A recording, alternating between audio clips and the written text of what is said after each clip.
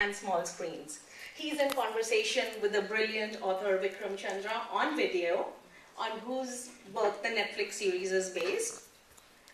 He's in conversation also with Varun, the scriptwriter.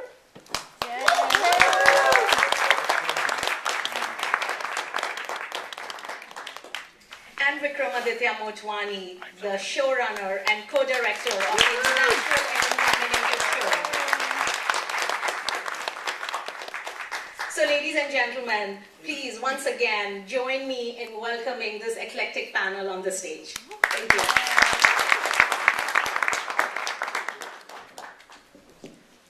Thank you, Sangeeta.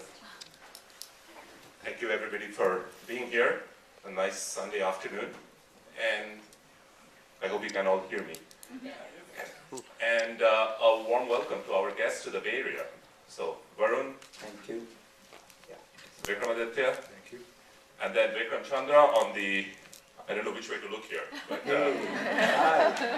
I didn't notice, you're already here. You're the first one in the room probably. yes. And very larger than life. Sorry I couldn't be there in person because of health reasons, and apologies for the barely controlled chaos of my study that you're looking at in the background. And I should say also the only person I can see is Varun, so I might be a little odd in being able to, oh, now I can see you. There. All right, this is very odd but fun. Okay, sorry. And if you're in the Silicon Valley, everybody's used to video conferences, and you know how these things work. Half the time you can't see the other party, and then you can't hear. So this is par for the course. In fact, when I was meeting Vikramaditya and Varun, and Vikram was not there, saying, how do I make out the different people here? How do I, because everybody starts with a V, and which, as you know from Bollywood, is like Inspector Vijay and all of that. It's the most favorite letter of the alphabet in Bollywood. So then Vikramaditya said, well, you can always call me VM, and then Vikram Chandra is VC. But then again, in the Valley, it becomes video conferencing and voicemail. So, and venture capitalists, of course. Yeah. Many of whom are here, I'm sure. So I'm going to go with the full names. Vikramaditya, Vikram, Varun, and Tipu. Doesn't begin with a V. With that, so I'm going to start with the show itself. I'm going to ask about the show, then I'm going to ask a little bit about your own, go into a separate track, what you are doing, a little bit about yourselves, and then Vikram, same with you. I don't need to turn around, I just realized that the camera is right up here. So, let me start with the name, Sacred Games. And I'm going to start with you, Vikram, since the book was written in 2006, and that was the name of the book. So let me start with this. Why is it called Sacred Games? Well, why sacred and why games? It deals with some pretty violent subjects.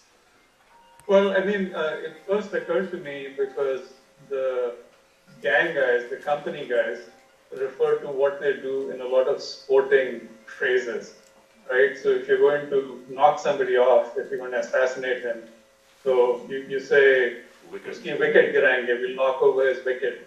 And then the scouts who set up the hit often say, I'm fielding karne gaye the, we went to do fielding. And then it became very useful because of one of the hitmen that I met said to me, I am just a player in the Lord's game, Miss Leela.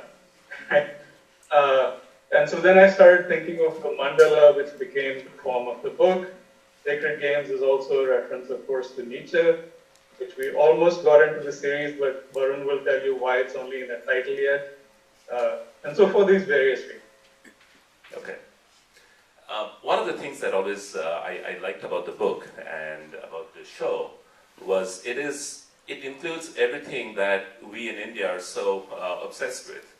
It's got religion, it's got cricket, it's got Bollywood, it's got crime, it's got Bombay.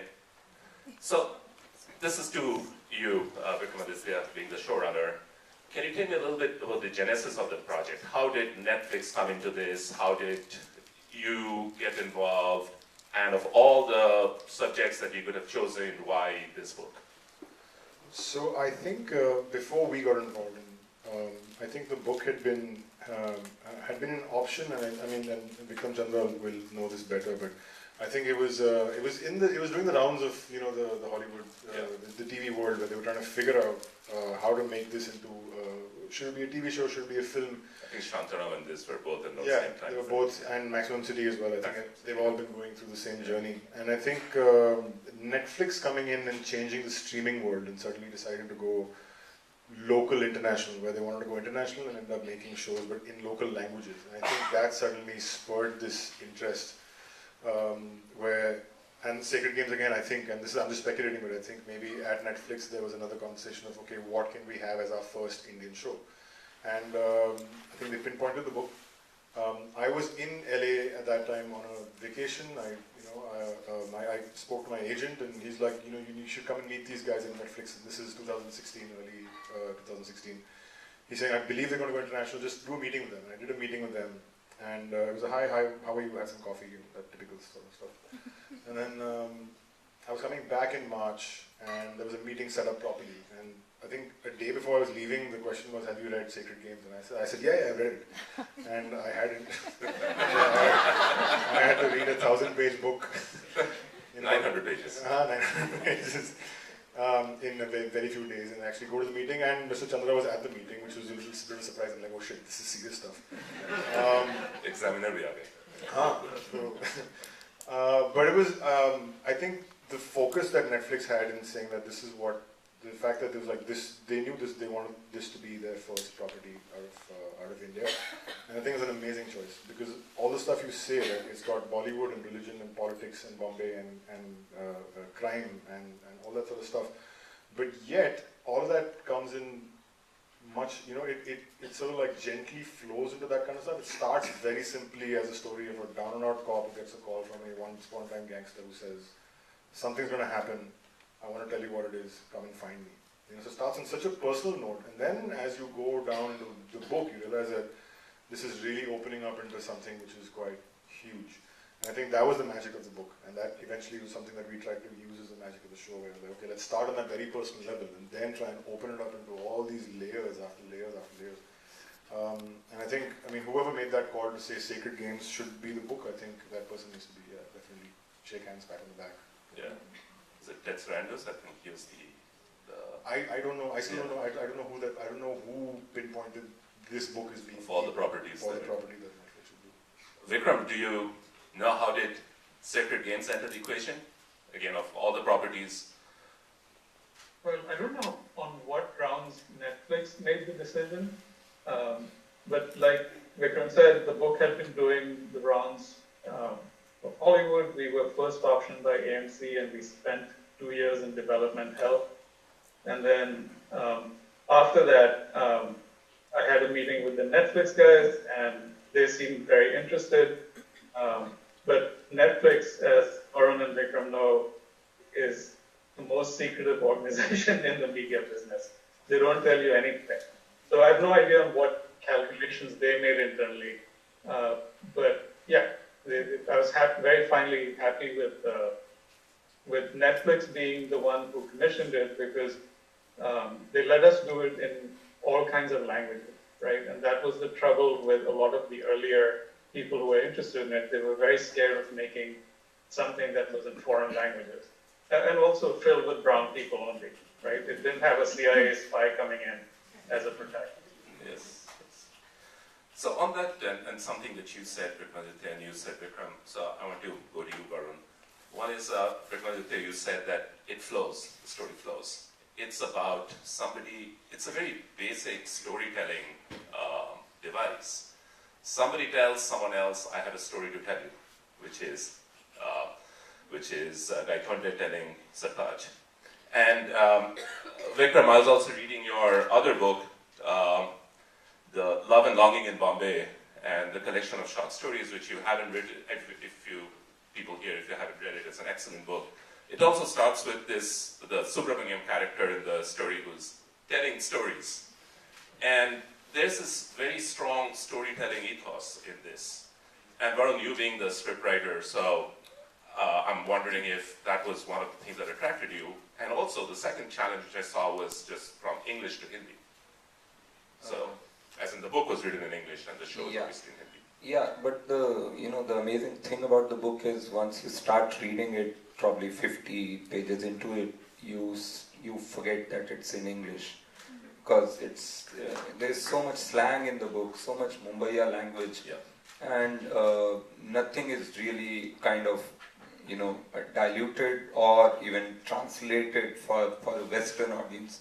The book is like, okay, take it or leave it. This is our language and this is what we are doing.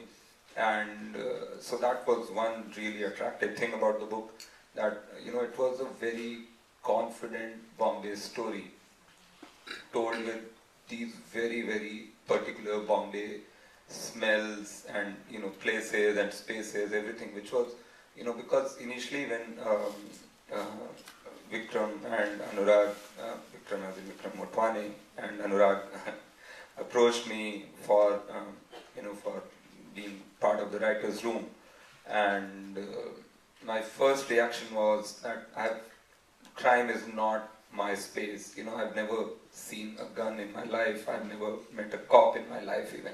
And I'm scared of even traffic cops. Even when I'm walking on foot, okay. If I see a traffic cop looking at me while I'm just crossing the street, I get scared that, okay, probably something is wrong with me.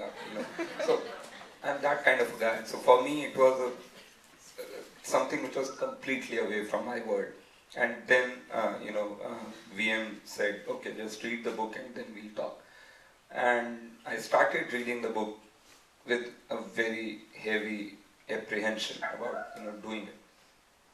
And still the book pulled me in because it was not about cops and gangsters, which I had in my mind. It was actually about Bombay and how people on the edges of Bombay kind of deal with the city, and how this city is kind of, it is a very, very prominent character.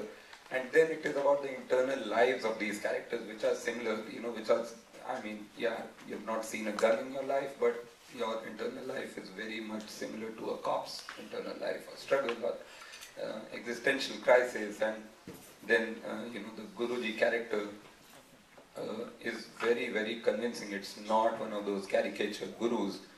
In the book also there is a whole monologue about how the world came to be, and it's quite convincing, scientific, whatever, and spiritual, and combining all these things. So everything about the book was very, very convincing, and that was something which kind of got me in. And I was halfway through, I had not even finished it, but I knew that I want to do this. So that was something. Did I answer your question? Yeah, you did. Half of it, all of it. You answered everything. You answered the English to Hindi transitions, and of course the whole the storytelling background, which is such an Indian thing, the way we tell stories. And I felt so I saw season 1, then I saw season 1, then I read the book. Then I saw season 2. So it was not the usual way it goes. So a lot of these obviously had a lot of questions around the plot, around the characters that made it, that did not make it, and so maybe that's something I want to focus on, and maybe I'll start with you, Vikramaditya. So without, and maybe this is a point where we have to make a decision on spoilers. Yeah. So, how many of you have seen season 1? Okay, and how many of you have seen season 2? Not enough. So, no spoilers. Alright, we will try to hop around. We said this character and that character. You don't take names. Yeah. Someone dies. A lot of cursing happens. Can you talk about cuckoo? Someone lives. Cuckoo. All right, I'm going to go for it because, yeah, this is where I can tell you when the spoilers are coming, and if you want to cover your eyes or cover your ears. Can we talk about Cuckoo? All right, so let's dive into the plot. So season 1 ends at a cliffhanger, and I didn't know that's where I didn't know there was a season 2. I'm like, that's awkward. I'm sure more happens. Then of course read the book and read the literature about this and said, oh yeah, no, there has to be a season 2. And I think like many other people here, at least here in the Valley, we were not expecting something like this to come up. And as you spoke about in the beginning about how it got optioned and then how you guys got involved, we did not know that Netflix was coming up with something like this. So it was all a little bit of a surprise. And then when season 1 ended, I'm like, whoa, now what? So the decisions that you made as a showrunner, and the showrunner thing is such a, and I don't know if in the Indian context how it all translates. In here, if you look at the great shows, the Vince Gilligan and Breaking Bad, and David Simon in Wire, and David Chase in Sopranos, and they are managing the whole process. In the Valley term, they're like a program manager. They have a lot of dotted line reporting and some straight line reporting. So, being in that role, how did you manage this whole process, this vast canvas, and making the decisions on seasons?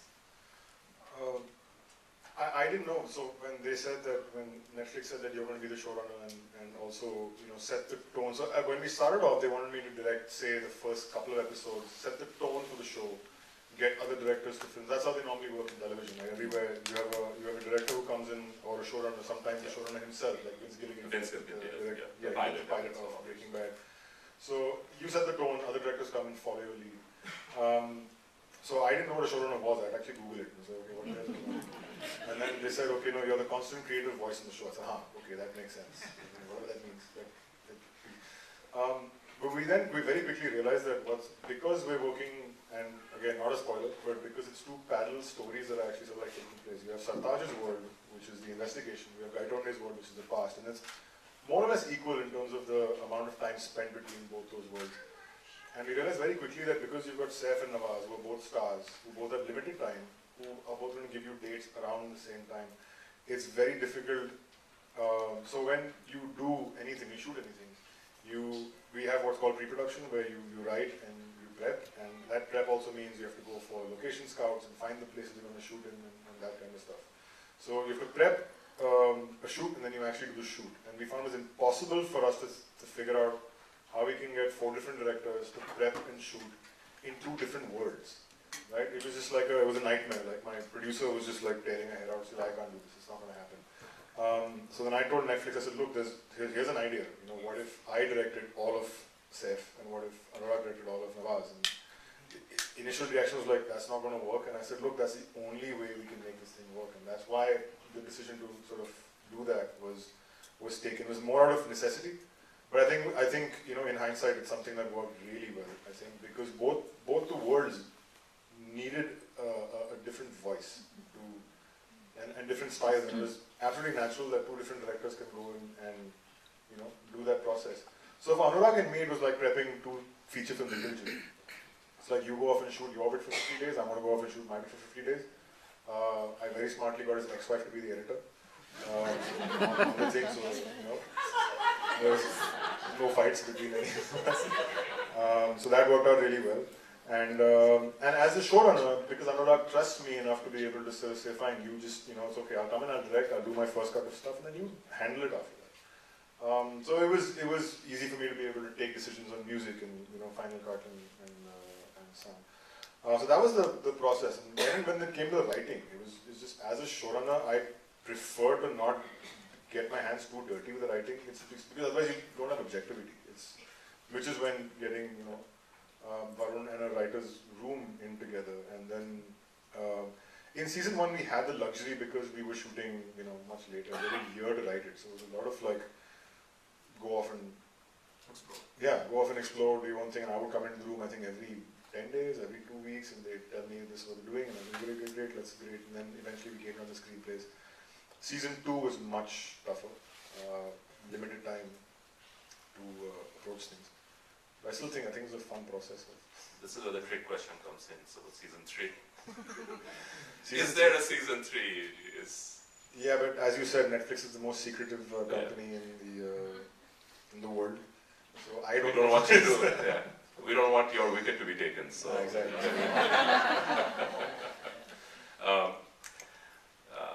Thank you for walking us through that whole process.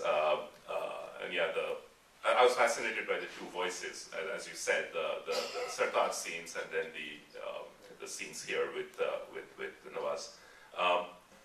In the second season, obviously the timelines are now much closer. I think 2015, 2017. So it became more. It wasn't as easy to figure out the two different eras. I mean, obviously, geographically, there was a difference. There's something in Mombasa, then the Bombay sequences. Mumbai, Mombasa, yeah, there's even a similarity there. How was the decision to get Neeraj to come in, and how did that happen? You did not feel the need to have two directors anymore. You could just do it one at that time. No, it was still two directors. Neeraj basically directed the stuff that I was directing in season 1. He took over and directed season 2. Anurag took over. And Anurag still directed his thing. I think the decision was taken because it was such a tight timeline, and I was in season 1 because I was directing and showrunning at the same time. It's really, really exhausting because when you're directing, you have to go, you shoot, you're 12 hours a day, and then to actually think of even doing edits after that, you're just like so exhausted that I don't even look at it. So I think the decision to step back at this point in time, because we had to really get everything, the scripts ready in time, make sure the budgets are ready, and then your shooting schedules, and you have to be editing the show while the shooting is going on, and it needed a dedicated showrunner. It needed somebody who can step back from the actual directing process. Though I love directing, it's my, it's my first love. And, I like to spill blood on the sets. It's like, you feel an emotional attachment when you do that. So I missed it, but I think the show. No real actors are hurt in the making of this show. So You can talk to say. So that's why, and Neeraj was, again, it's a director Varun's worked with him on Asan. I was a producer on that film, and he's somebody whose work I've loved for a long time. So I showed him, and I tempted him by showing him season 1 before anybody had seen it. So he saw all 8 episodes, and he came out very happy. I said, very good. So now you're doing season 2. He's like, what? I am? Yeah. So I think we kind of bullied him into it.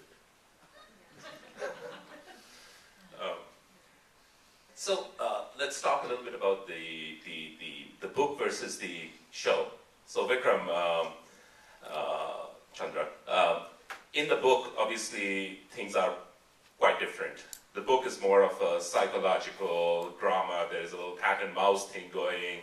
At a certain level, there is this blurring of the Sartaj and the Daitonda character. In fact, the first print run of the book, I remember the cover had the two faces kind of converging, and which also kind of reminded me of Raman Raghav 2.0, where the Nawaz's two faces also, Nawaz and Vicky Kaushal, two faces also converge. And I'm wondering if this, so there's this whole psychological undercurrent, whereas in the script, obviously a lot of changes, the script of the show, in the show, a lot of changes happened between that, became more of especially in season 2, became more of an out-and-out thriller, race against time, bomb, running everywhere, people sweating, not following traffic rules. Like as you said, Vikramaditya, a little while back, that you have to really work. You have to control yourself from jumping in and making changes, just because as a director you have been very involved in these in other movies. So I have two questions for Vikram. Chandra, how was it for you to give up your book in a way to Varun? And Varun, how did you make the decisions on what changes to make? So I'll start with you, Vikram. Chandra. Well, I think literal translations from one medium to another are really bad. They're as bad as when you try and translate poetry and you do it literally, you leave the poetry behind, right? If you just think of how do you translate Jigar Ka Tupla to English, comes out as a piece of my liver, right? It makes more sense. You have to do piece of my heart, right? So, and I've worked a little bit in film, and I know how annoying writers can be when they try and hold on too tight. So I was just like, take the book and do with it what you will, right? And I think these guys, the writers and directors, did an amazing job of an impossible translation, right? And I'm really happy and proud of them. Thank you.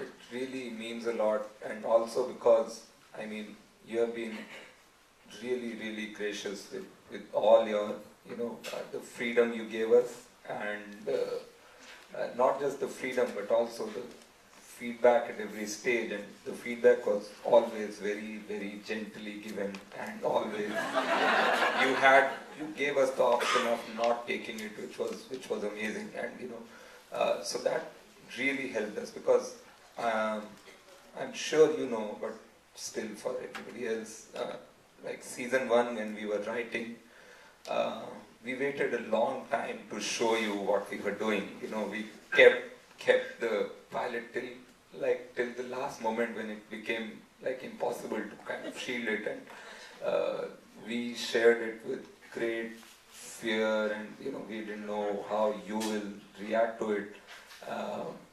And when your first reaction came, it was like, okay, now everything is now it doesn't matter what people think.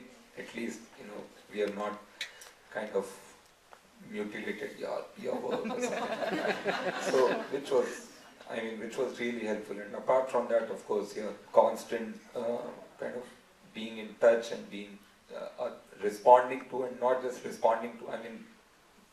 We would write like a 2-line question. Sometimes that would just easily could be answered in a yes or no, or just 1-line thing, but you would go back and research and meet your other friends who were probably specialists in that subject, like something like a nuclear material, and we asked him some basic question, and he actually contacted one really senior professor of nuclear physics, who actually then sent us lots of material, which really helped, but that was the kind of commitment. I hope you deleted it all from your laptop. So yeah, at some point we started writing in our email subject for fiction only. And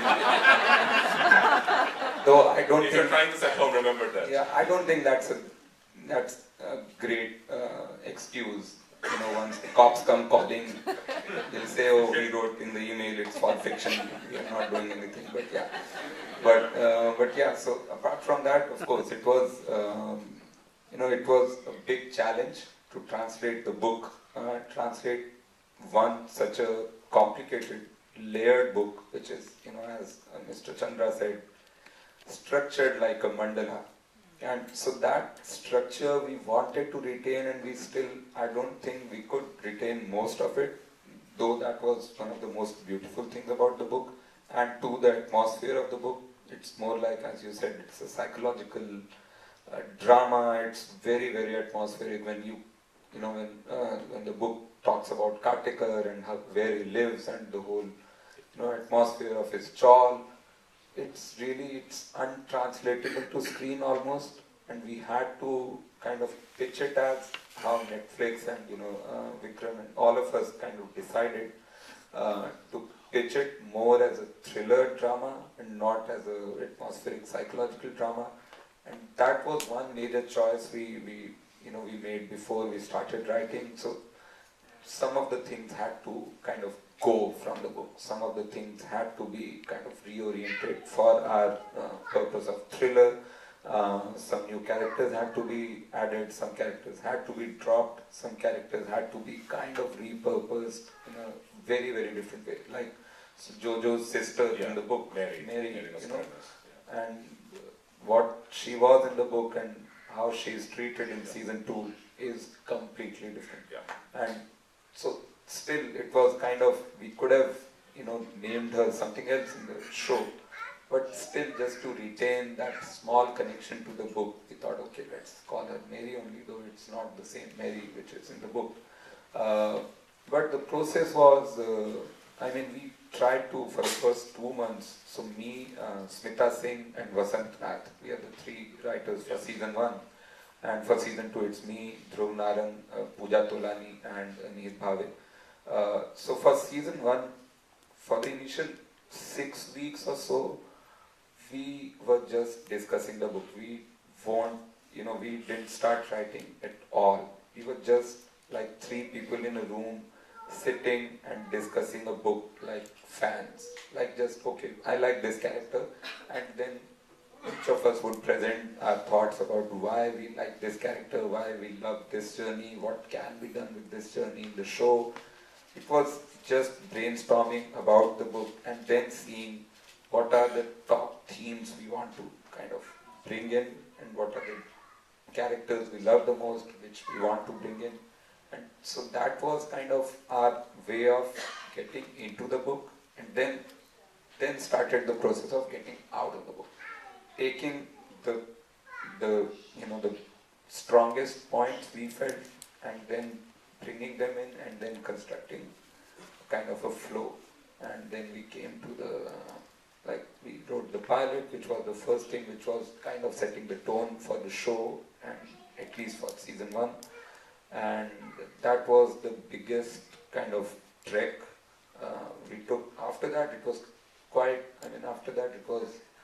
we knew what we were doing. But yeah, cracking the pilot and getting VM's kind of approval on that, and then Netflix, and then Mr. Chandra. So everybody was on the same page, at least with the pilot. And I'm sure Mr. Chandra probably had the toughest time seeing, I don't know, toughest or whatever, but his approval was the most crucial for us as writers. Of course, in terms of the flow, Netflix approval was probably the most crucial, but for us, just to see whether we are, getting the book or not. So then, after that, it was kind of, we knew how to kind of navigate the rest. So you're like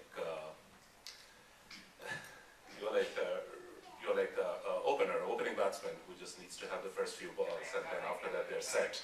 The pilot is that, and just wants to get into the flow of things. Yeah, if we are playing on home pitch, yeah. That pilot was actually crucial because everything for us depended on the pilot. Yeah.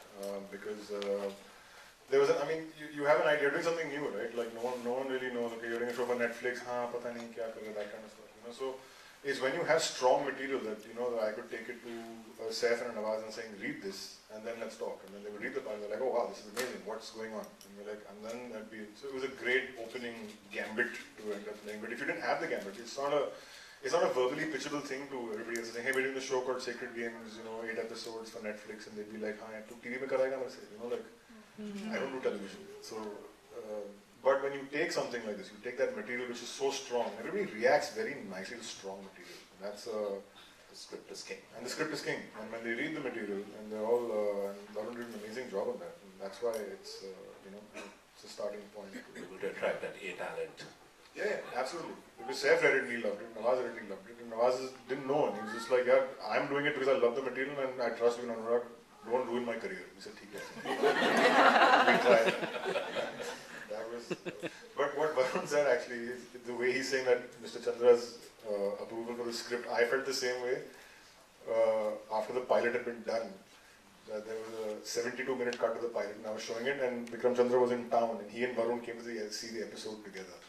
That was my sort of like litmus test as a director. I was just like, I put them in the room, I ran away for an hour, I came back afterwards. And they both came and said, it's very good. I said, oh God. I waited for Mr. Chandra to say it. And yeah, I think, and I remember he was very, very emotional the moment he came out of that dark edit room we had. And then I was like, okay, I think we're probably on the right track. That's awesome. Let me go back a little bit to the roots of the book, Vikram. The book was written in 2006, and I think it came out around the same time, or it was written around the same time that I think Anurag was making Black Friday, or it had just come out at that time, Black Friday. There was also So okay, the Mehta Maximum City, written probably a couple of years before that. So there's this whole Bombay crime thing going on. Vikram, you had obviously written other books before that, and you had written Love and Longing in Bombay. So you had a whole. This was not your first foray into Bombay fiction. Can you tell us a little bit about how the book started? What are the origins of the book? Well, in Love and Longing in Bombay, there's a story in which Sartaj actually first shows up. Come on. And that's it's a short story, so it's necessarily much more simple. And at that time, I started to meet some policemen just to get background and spend time in police stations. And I have to say, my guide into this whole world was the great Indian journalist Hussain Zaidi. Yeah. And there's a connection with Black Friday in that it's based on one of his books. Yeah, he's a scriptwriter also, if I remember. And so, also, I guess the other impulse was that I spent a lot of time in Bombay in the 80s and 90s, and at that point in time, it was the time of the big gang wars, right? So, like, there were automatic weapons being fired on the street. One of the big shootouts happened 3 blocks from my house in Lokhandwala. And my father and I heard the automatic weapons as we were heading home. So I started to get very curious, and then the film industry at that time was the target of extortion, large-scale extortion by the guys, by the companies. And my entire family, except for my father and myself, are in the industry. And so some of my friends and acquaintances were being extorted. One of them was actually shot. Survived very narrowly. The bullet passed an inch from his heart.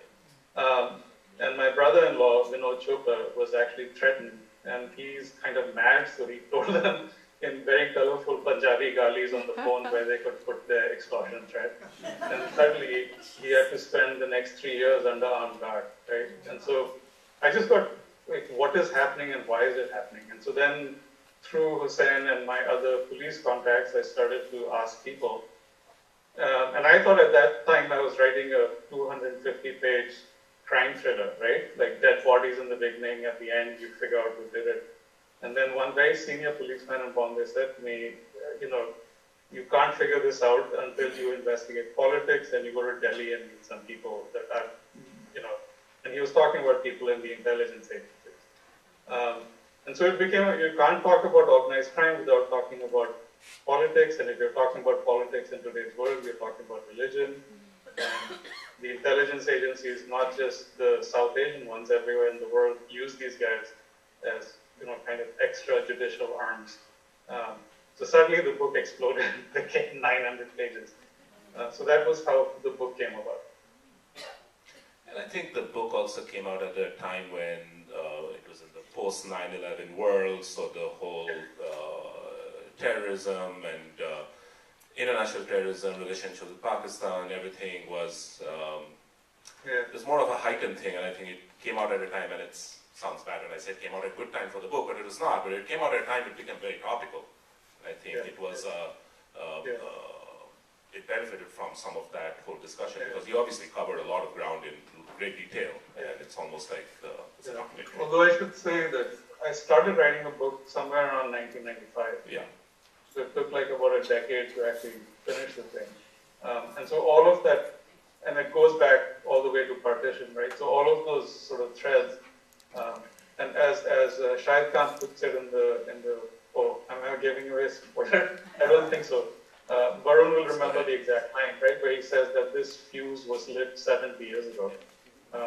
And so that was what, in a sense, the book is also very much about. Yeah, it is a long shadows, and I think when you write about any book about India, the original sin of the partition is something that keeps coming back, and everything that follows from it, all the religious strife, and obviously all the other things that kind of followed that. I want to focus a bit on the Bollywood part of it, to go into something a little light. And in the book, maybe more than the show, there's a Dev Anand angle, and almost every character seems to mention Dev Anand at some point. There is and I remember also at some point, the Dilip Kumar movie, and both Nawaz and Sartaj mentioned that movie at some point, and of course, and everything else. There's the whole angle of Zoya. There is the movie that Nawaz makes, International Dhamal, I think, right? International Dhamaka, yeah. All of that, and it was funny. It was also probably in many ways pretty accurate. What did you, and this is a question for all of you, being in the industry, what did you guys feel about that? Well, I mean, the reason that it's in the book is because, like you said, all of this is, in a sense, very true, right? And especially back in the pre-liberalization old days of the 80s and 90s, when you started to get a project, you couldn't get financing from banks, right? So you went to these guys called financiers who would give you money at kind of exorbitant rates of interest, and you didn't ask them where the cash came from, right? They just gave it to you. And a lot of it was, and it was often half of it or more was delivered in suitcases of cash, right? Not by check. Anyway. Series A funding. Yes, indeed. The Bollywood connection, how was it? Was it a little bit self-referential? Was it a little bit coming back to the industry that you're both in? Was it? So no, it was. I think we did. It's also, I think when you come from the industry, you try to be as suddenly as unique as you possibly can. You're saying, how can we put a new modern twist onto this? But I think in this case, we stuck more or less to Zoya in the scheme. We avoided some of the other stuff. And yes, of course, then in season 2 we have Gaitonde making International Dhamaka, but I think the connections in the book are much better. I think we limited a lot of that. The Devanand stuff was something that I really wanted to do personally, but sadly HMV, the music company, which is today Saregama, they're real pains in the asses about licensing music. And I'm saying this totally honestly. They are currently sitting on the largest, most beautiful archive of music in the world, and they're doing nothing about it. And it's so sad. And you know, if you don't we wanted to use all those old classic songs, one song an episode, you know, kahin na kahin, anti, whatever. But we couldn't. And you know, that was one of the sad things that very early in the day we're like, okay, let's not even go there. In the book, obviously, he keeps humming these songs. Exactly. We wanted to do that. We wanted Kartikar and Sartaj especially to have that sort of relationship where they are sitting in the car and then in the jeep and they're humming those, you know, classic Devanand songs and whatever it is. So the little bit that we could, I think the opening is from Dobigas. I mean, we've had, you know, the song that's there and a couple of other songs in between, and that's literally the limit that we were allowed to in the budget, saying this is it, as opposed to one song an episode. Yeah, so for every new song to be added to the show, one writer had to be dropped. That was the budget for the song and the writer's fees. That was. So we had to kind of make the tough choice of keeping the writers. It was the right choice.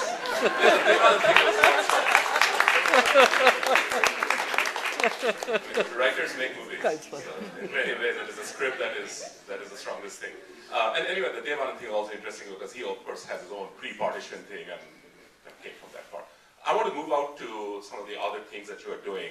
Varun, I'll start with you. You are a man of many talents. You do multiple things. Varun also has a great comedy show. It's a stand-up thing he does. It's called Aisi Democracy.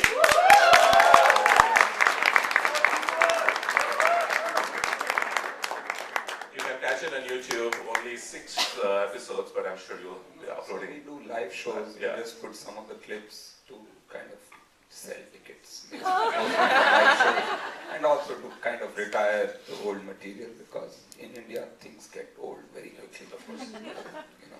He's saying he does a lot of topical stuff. So. Yeah, actually, yeah. What else have you been working on? What's coming up next? Okay, so yeah, I'm flying to Australia from here actually tomorrow morning. So we have a couple of shows of Aisi Democracy in Australia, and hopefully next year we have America tour of Aisi Democracy. Right up its I think we are starting in San Francisco. Our first show. So that that's what, mostly comedy, mostly topical comedy, political comedy, and some lyrics writing. So that's basically the three things I do. And you do many things, but I yesterday I went to one of the local Durga Puja things, and you see, I'm Bengali, so I go and do my darshan every time. And you have the Pratima with 10 hands and everything. And I feel with you guys, you have so many things that you do. You are a scriptwriter, showrunner, you are a lyricist, you are a comic. I mean, it's just amazing, all the different hats that you wear. I don't know, I mean, in Bombay, to survive, and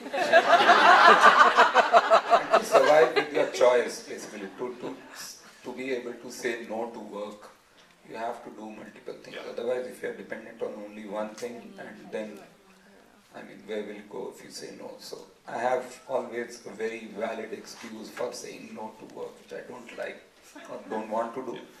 Because, yeah, I'm doing comedy. If a good, or if a comedy show comes, which I don't really want to do, a festival, I can say I'm shooting or I'm...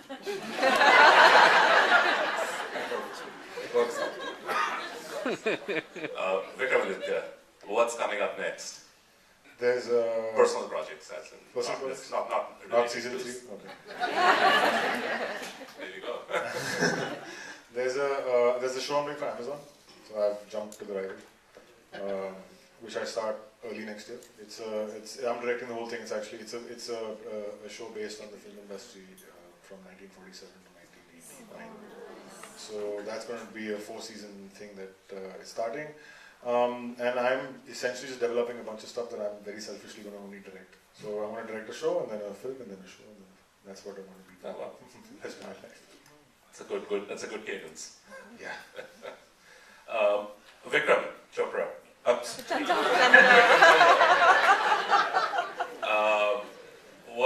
What's next? I think the last book you wrote was the one on coding. This very beautiful book and a very unexpected book. Yeah.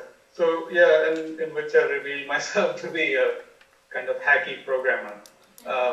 So I'm actually, like many people in the Bay Area, I'm the co-founder of a startup, and we are making a thing called Granthika, which we pitch as an integrated writing environment for writers. And that came out of Sacred Games because apart from all the characters and the timeline, there was like all this research that was very hard to handle. So it's software in its first incarnation, which is aimed at fiction writers. And then we have very ambitious plans of expanding into domains like law and medicine and corporate writing, because it can reason over the facts that you assert as you write. So hopefully it'll make it easier for writers and people in other professions to produce documents, texts. So basically, once that comes in, so for an original HMV song, it's not just one writer, you can just then go 5 writers. That sounds really exciting. I mean, it's the value, you have all the exciting platforms. And I know, Varun, you also have a short background in writing code. Yeah, so kind of, though I'm a civil engineer, and then I somehow, because in IITs, all the companies, software companies come or used to come in the early 2000s, and you just have to pass one aptitude test, and you go and join a software company, and you are sitting there with a computer science graduate engineer who also doesn't know anything about mainframes and COBOL, and we are learning the same thing together after 4 years of civil and computer engineering. And that's what I was doing. So I was in a company working on mainframes, and I learned COBOL in this new job, and I was there for 11 months, and I felt every minute of that. So it was a very, very short stint. So one last thing before I end up, and that's, I feel that this story, the Sacred Games, the book, the show, I feel like Gaitonde coming back to Bombay, and he says, and many times at this point I forgot where it was in the book and the show, that the breathe, the smell, the air, when he walks on the beach, and the whole the Bombay thing. And I want to end with, I'll read out from your book, the last paragraph of the last story in Love and Longing. I love this one. And I feel those of you who are from Bombay or you love Bombay, and I think you will identify with the sentiment which is here. And it's about this guy who's in love with a girl called Aisha. So you'll see the reference to Aisha. That's the writer, the narrator of the story. I'll start. I'm walking in my city. The island sleeps, and I can feel the jostling of its dreams. I know they are out there. Mahalakshmi, Mazagaon, Umar Khadi, Baiduni, and the grand melodrama of Marine Drive. I have music in my head, the jingle of those old names, Wadala, Matunga, Kodiwada, Sakinaka, and as I cross the causeway, I can hear the steady, eternal beat of the sea, and I'm filled with a terrible longing. I know I'm walking to Bandra, and I know I'm looking for Aisha.